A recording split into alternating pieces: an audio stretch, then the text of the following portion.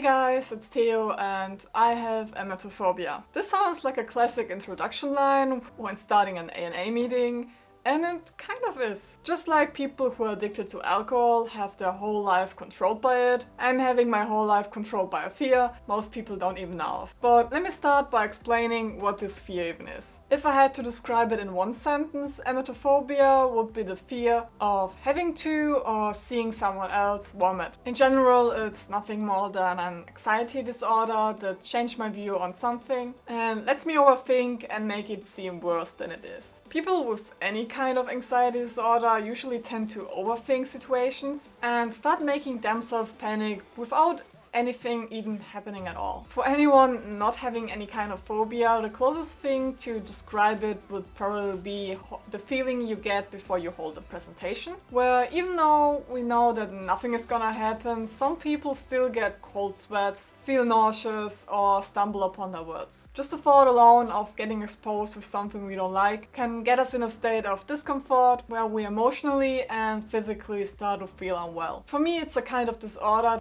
that not even my closest friends or family members know of. Now, phobias usually tend to start at a particular moment or situation and develop over time. For me, the cause is still unknown and I have yet to be fully healed from it, so I can't really give you any information about getting over emetophobia or any phobia in general. But I do want to tell you that you are not alone, there are a lot of people struggling out there, and if you need help or if you just wanna learn more about it, there's this awesome podcast that I can suggest anyone interested in, which is called Emetophobia Podcast. I put all the links to the channel in my description box, so please check them out as well. But let's get into my story. As long as I remember, I had been terrified by the thought of getting sick. From the point of view of my family and other people, I probably just looked like a thin, sickly girl that had problems eating and was pretty picky with their food. Some people even thought I had an eating disorder, which is not too far-fetched, but it's not the whole truth in my case. As a child, I didn't trust any meals prepared by other people. So I usually didn't eat when we went out, and if I eat, it was usually French fries or anything you can do with a potato. It might sound silly, but potato was my safe food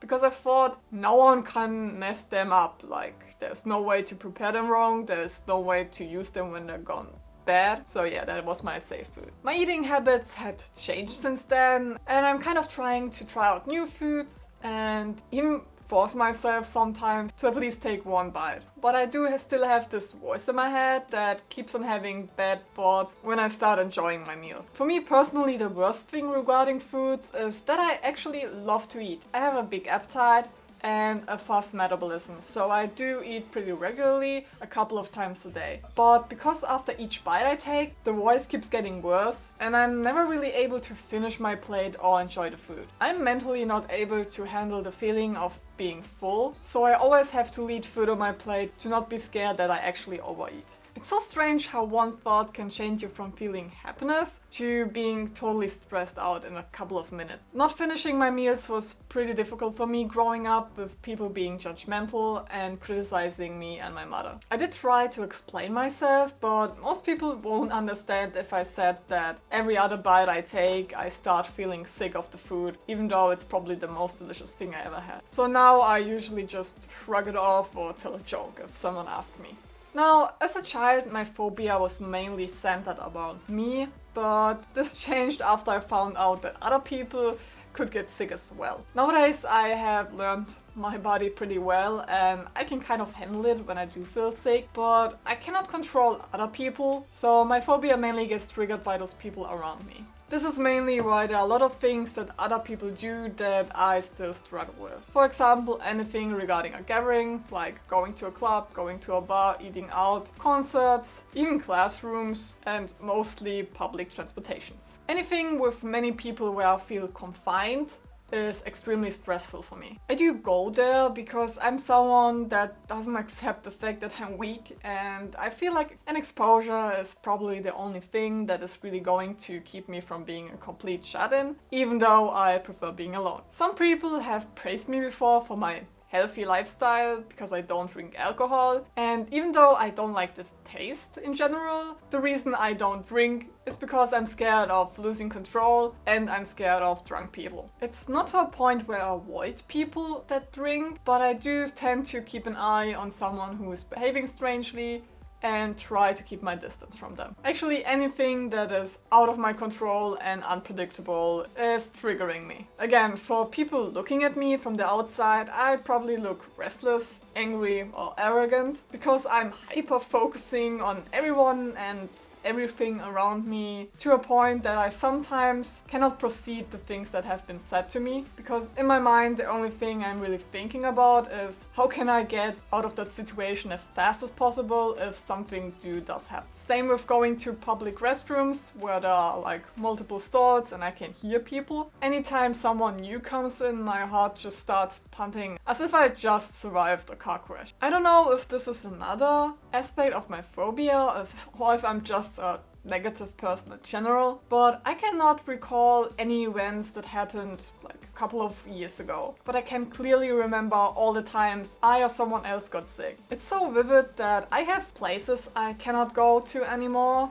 groups of people I avoid, and food that I'm afraid to eat. That I feel like if this continues, instead of me getting better, I will probably go and isolate myself even more in the future. Even though it's pretty difficult, I'm honestly able to live like this. Mainly because I got used to it. But the worst thing for me regarding this whole phobia thing is that I get scared of the people close to me. I'm a pretty light sleeper, so anytime there's even a slight noise, I will wake up. So I'm not able to sleep in the same room as someone else for a longer period of time.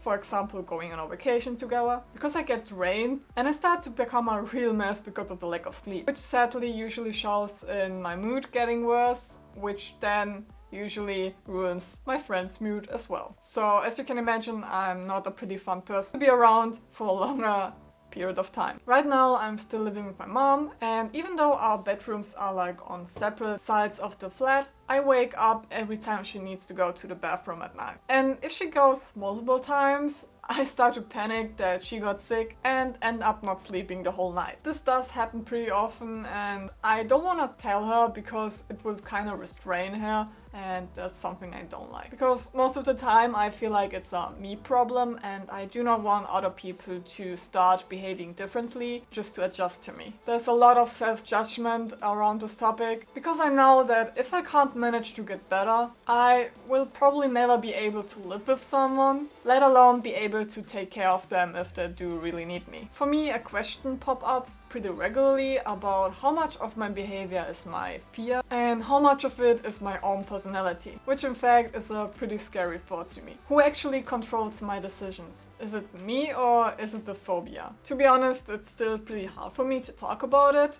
but I do want to raise awareness for it and at the same time start my own healing process by admitting my weakness, which is something I have been struggling with my whole life. Since my channel is mainly about challenging myself and improvement as a person, I felt that this was something I should talk about. Because if I, someone that gets scared of something as silly as vomit, can do so many things, then you can probably do it too. Let me know in the comments if you have something similar you had to deal with in your life and how you managed to work with it. Thank you all for watching this week's weakness video, and I will see you all next Wednesday. Ciao!